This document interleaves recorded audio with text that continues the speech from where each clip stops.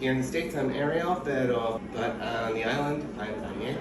I'm a physician. Even though I was born on the island, I moved to the States when I was just over 2 years old.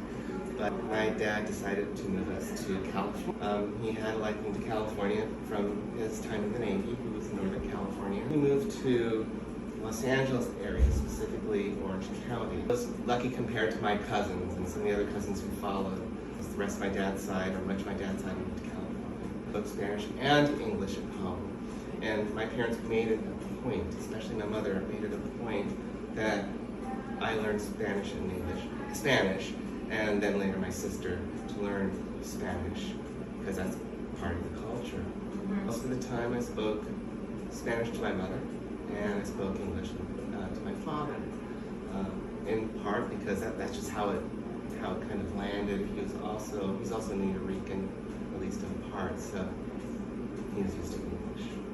And I just got speaking Spanish, and had my family, especially my grandparents, who barely knew a lick of English. So how does language help you connect with your people and your culture, considering? Well, I could just go right in and speak Spanish just from the get-go, even though they oftentimes, if I'm either especially in the community or down there, they want to talk back to me in English, and like, no, I speak it. Yeah, why is it? Yeah, exactly. So why is it important for you? As I've gotten older, I don't have those direct connections. My family is on the other side of the country.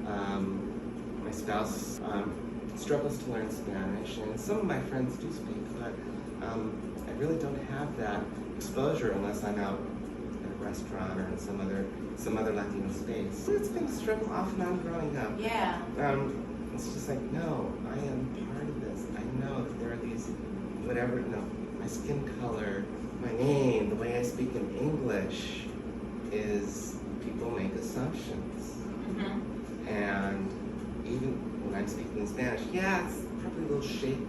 It's shaky, especially considering how reinforced my English is, because I'm speaking English 95% of the time in my life. But I need that, I want that. It's just, I never want to lose that part of me.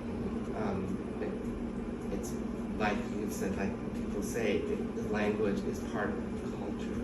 I am Boricua. I'm proud to be Boricua. And I never want to lose that aspect. As I've told you, I felt very disconnected from my culture, the culture that I come from.